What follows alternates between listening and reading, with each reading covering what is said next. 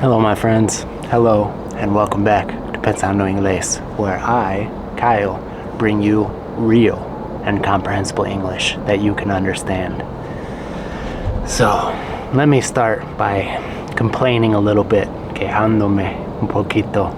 I wanted to make this a live video, okay? I was trying to set it up, and I was having some technical difficulties with my computer. It would not allow me to stream with my camera, so I would have had to use the little camera on my computer. And if you guys have a MacBook laptop, you know that those cameras suck. They are not good, okay? So first, let me apologize, guys. I am so sorry that this cannot be a live. I really wanted to make this a live video for you guys so that we could interact together on this, okay? But that being said, I have a ton of awesome information for you guys. Super important stuff in this video, and it's going to be how you can sound more like a native speaker when you're speaking English, okay? Super important stuff, guys. So what we're going to go over in this video, you see I have a lot of notes.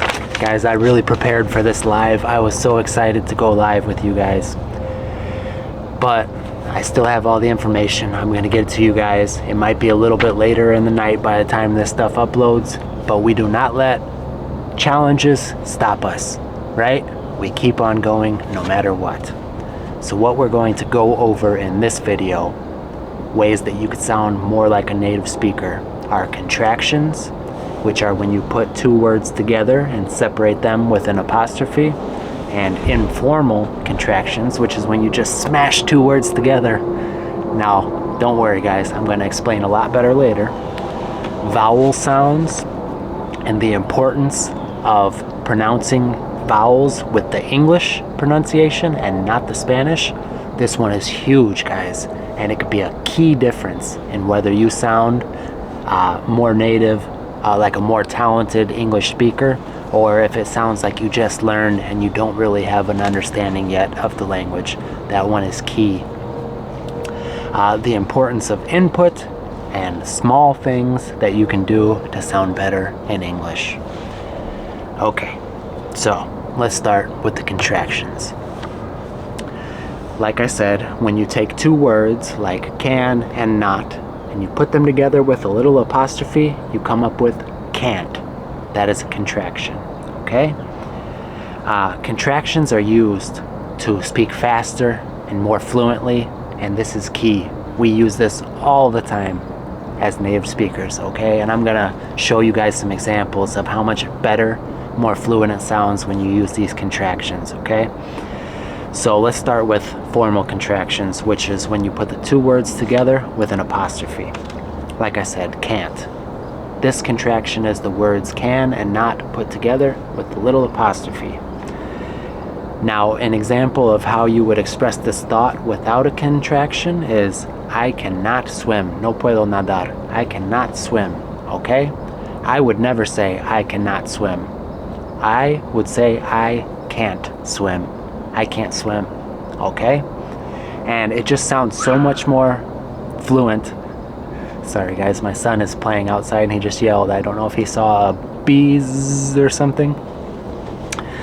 But it sounds so much more fluid and it just flows so much better when you use the contraction. Another common contraction, what's, okay? This is a contraction of the words what and is, what is, okay? Now, you might say, without using a contraction, what is a good restaurant to eat at around here? What is a good restaurant around here to eat at? Okay? That's perfectly fine, but it is much more common for a native speaker to say, hey, what's a good restaurant to eat around here? What's a good restaurant to eat at around here? Okay? It just helps things flow so much smoother. So we've got can't, what's, next. Don't. Contraction of do and not. Now you might say, do not do that, okay? But listen, if you hear a mom here yelling at her kid, do not do that, 95% of the time, they are not going to say, do not do that. They're going to say, don't do that. Don't do it. Okay? So much more natural as a native speaker. And the last formal contraction that we're going to go over, isn't, which is and not. Isn't. Okay? Now, without using the contraction, it would sound like, vanilla is not my favorite flavor of ice cream. Okay?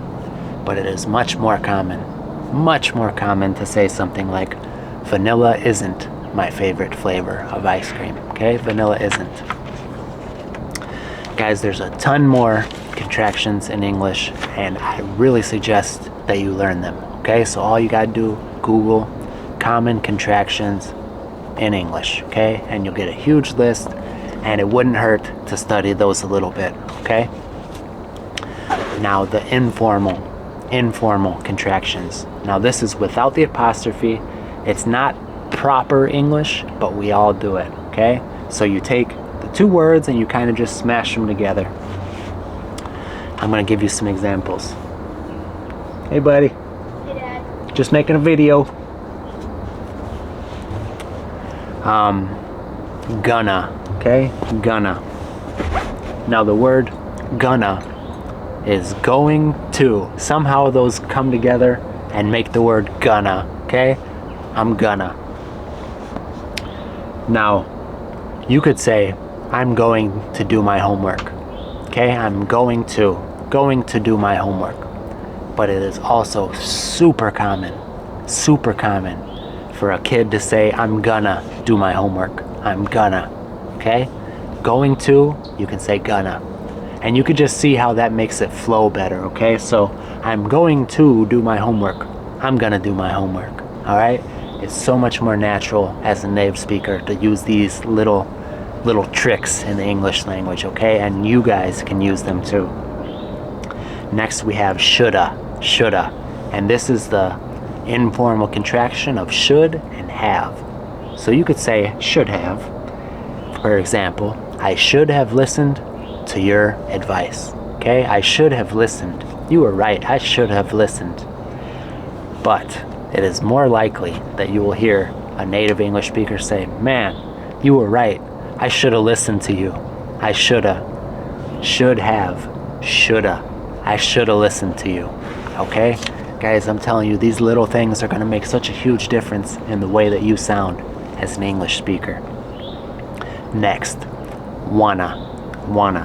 Okay? Wanna is the contraction of want to. Want to. So, you might tell your friend, hey man, do you want to go get lunch with me? Nothing wrong with that, guys. Everybody here will understand what you're trying to say. But if I was going to invite you to lunch, I would say, hey man, wanna go grab some lunch? You wanna go get lunch with me? Okay? So much more native, guys. And the last informal contraction that we're going to go over, gotta.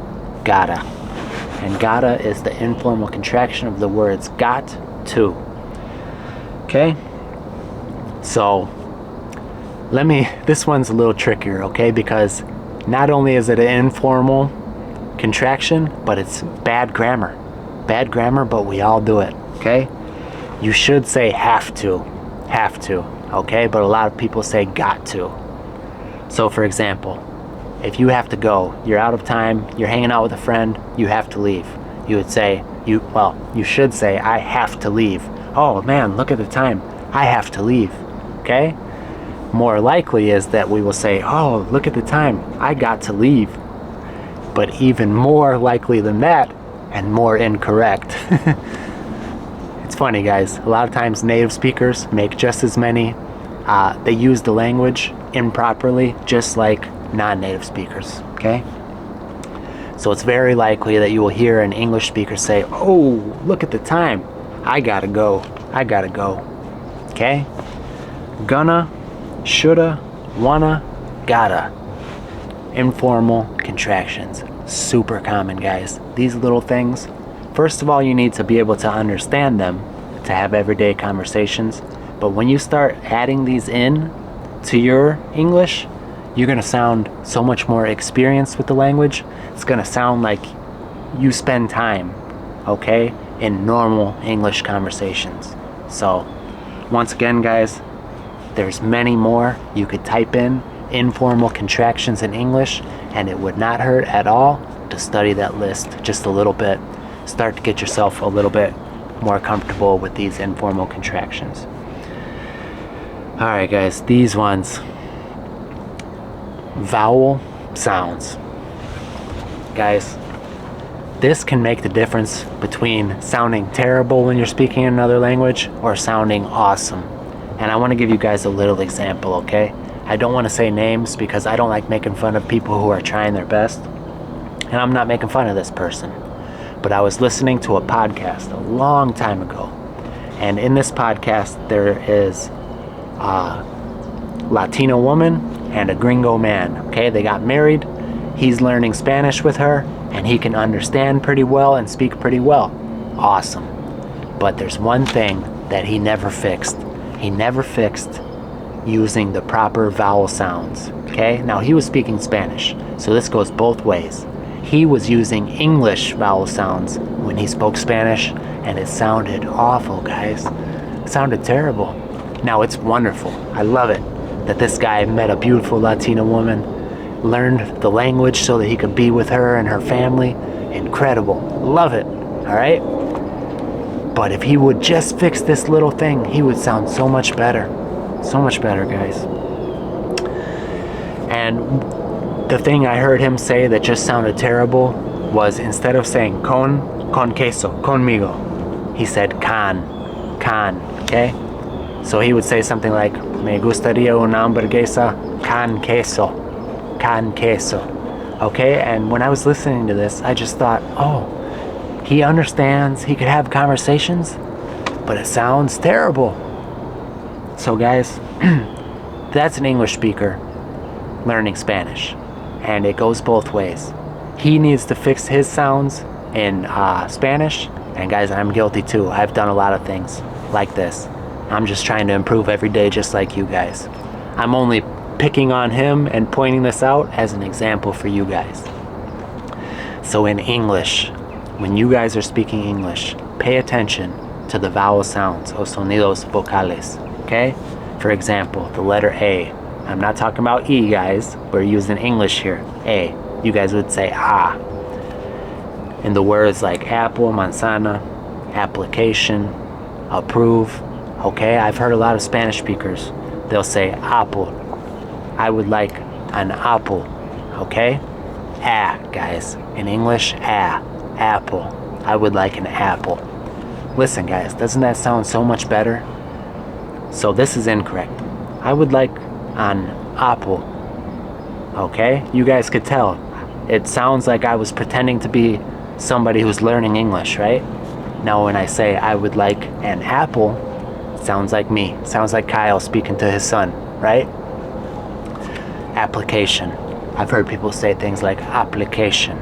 Application, even worse. Application, okay? But if you use the proper vowel sounds, application, okay? And approve. No, that's Spanish pronunciation. Approve, okay? Little things make a big difference, guys. Now with I, en español, y. Internet, inside, it, okay? I have heard many times, in your house, do you have internet? Okay? You hear how that sounds, right? Internet? No, guys, that's Spanish. Internet sounds so much better. Oh, adentro, inside. Maybe somebody would say, oh, it's cold out here. Can we go inside? Inside, okay? Now, remember this. Your brain is telling you every time you see the letter I, O, E, that it's pronounced E, inside, internet, eat, right? In English, you have to change your brain. Change it. Inside, internet, it, not eat. Okay? I cannot express enough, guys, how important this one is and how much better you will sound. You will not believe how much better you will sound. People will start to say, wow, your English is getting so much better. And the last one, guys, O. In words like on, office, off. Okay, now your brain is going to tell you on, office, off. Okay, off, office, on. No, guys, on, office, off. You hear how much better that sounds? On, office, off. Okay, guys, so those were the vowel sounds that are key, guys, key, so important. Next, just want to talk a little bit about the importance of input, why watching videos like this are so important, and when you get to the right level, why watching things like Netflix, movies, the news even, is so important. And it's for reasons like the vowel sounds, okay? For example, if you are going down to the library in your country and you're taking an English class, maybe the professor speaks really good English, but they may have some little bits and pieces of their Spanish poking through, okay? I would never teach somebody Spanish. Even if in a year or 2 or 5 years my Spanish is incredible, I would not teach people Spanish because I am not a native Spanish speaker, which means I will make little bitty mistakes, all right? And that's also why when I want to learn Spanish, I do not look for a gringo teaching Spanish. I consume real input, okay? Right now, you're watching somebody who's spoken English their whole life, okay? I'm not going to mispronounce a vowel, right? I'm not going to say aplicación, all right? And that is key for your brain, all right? You need, every time that you hear these words, you need to hear them correctly, all right? Because every time you hear these words, your brain is making a recording, it's making a new connection, it's downloading that information. So with comprehensible input, you download correct information, okay? I speak slowly, I speak more clear, I explain things, I use my hands, but the vowel sounds are right, okay? The consonants are pronounced correctly like we do here in the US. My grammar is not the best in the world, but it is very native, okay? So the benefit of comprehensible input is you are getting all of this correct information into your brain, okay? If you're watching somebody who's not a native speaker, there's going to be little things, little pieces of incorrect information that are getting into your head, okay? Also, you're going to learn slang, all right? You're going to learn and hear those contractions and those informal contractions that are not correct, but they are real and they are used every day, okay? Input, guys. On my channel, I've got like 600 videos now, something like that. It's over 500 for sure. Pick a playlist, guys. Pick a playlist and watch it. That is hours and hours of wonderful input that you can consume, okay? And there's a lot of other great people doing this as well. So, do it, guys. Gotta do it. The last thing I want to talk about is little things that we can do when we're speaking English to sound a lot better, okay? Little stuff you could do that make you sound a lot better. And this could be just learning little differences in a way to respond to a question, learning little phrases, all right? And a thing is, I want to tell you guys, is a lot of times natives make mistakes, okay? So if you can fix a mistake that natives make, you will sound great. An example is may I or can I, all right? If you're asking, ¿puedo usar tu baño? Okay, you're at a friend's house, you need to use the bathroom. What should you say? Can I use your bathroom or may I use your bathroom? Okay, now the truth is, it's probably 50% here of what we will use, okay? A lot of people will say, can I use your bathroom? That is wrong. And if you say may I, you will sound better. So guys, the rule for this is may is used for asking permission. May I have a slice of your pizza? May I use your restroom? If you're at a restaurant, may I please try the steak? Can is used when you are trying to ask if something is possible, okay? can I learn English in 6 months? Can I lose 10 pounds in a month? Okay? May is for permission.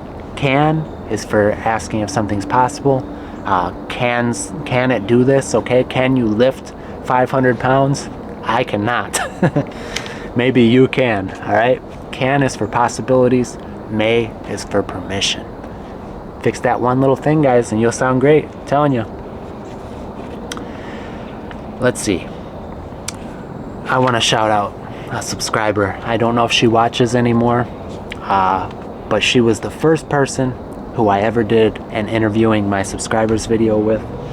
And by the way, if you guys want to do one of those interviews with me, my email is down in the description below. If you'd like to have a conversation with me, make a cool video, send me an email. She said something, and when she said it, I just thought, wow, that was awesome. Very good. Her name was America. She's from Mexico, and if she ever sees this video, I wish you the best. Thanks for that awesome conversation you had with me. What America said that sounded so good was, I told her thank you for watching the videos or supporting the channel. I said thank you for something. I don't remember what it was. Now, instead of saying, oh, you're welcome, she said, my pleasure. Guys, that sounds so cool. That is such good English, okay? Now, I think she might have said that because she said she studied with a British person, and I think maybe they say that a little more there, but that sounds so good, guys. I'm telling you, that makes you sound more interesting, makes you sound more smart, like you've, had more experiences in English. If someone says, oh, thank you so much for helping me out the other day. My pleasure, man. My pleasure. That's a good one, guys. Shout out to America. Another thing is how you respond to the question, how are you? Okay? Now, a lot of people, I'm good. I'm good. Okay? They say I'm good. Now that is perfectly fine, guys. Nothing wrong with saying I'm good. But there are other things that you can do that sound better. Okay? What can you say? You could say, oh, I'm excellent. I'm excellent. How are you? I'm wonderful. A lot of times people who are religious or spiritual people, they'll say, I'm blessed. Okay? All of those sound better. They're bigger words. That bird sounds beautiful. I love all the birds out here. But they just are more interesting words, guys. And they're more native level speaking. Alright, my friends, once again, so sorry that I couldn't do this video live. All day long I've been excited to hook up with you guys and connect with you on the live. I'm gonna have to figure that out. Maybe get some new I don't know, new computer. I don't know, guys. I'm gonna figure it out because I want to do live streams. Anyway, thanks so much, guys. Support the channel with a like. Subscribe if you haven't subscribed. If you want more content and to really support the channel, you could join the membership. And guys, let me say something. I'm a little bit mad at some of you guys. A little bit angry. I know that some of you have friends who are learning English, and if you haven't told them about my channel, I'm upset with you. Okay? Because if you watch my videos, you obviously think that my videos are useful. They help you. So many of you guys have told me, oh, Kyle, thank you so much. Your videos help me. Why haven't you told a friend about me? That hurts my feelings. That hurts my feelings, guys. Friends support each other. I would tell a friend about your channel. Okay? Just saying. That's all I'm going to say about that. Les quiero. Les aprecio. Muchísimas gracias por ver. Nos vemos pronto.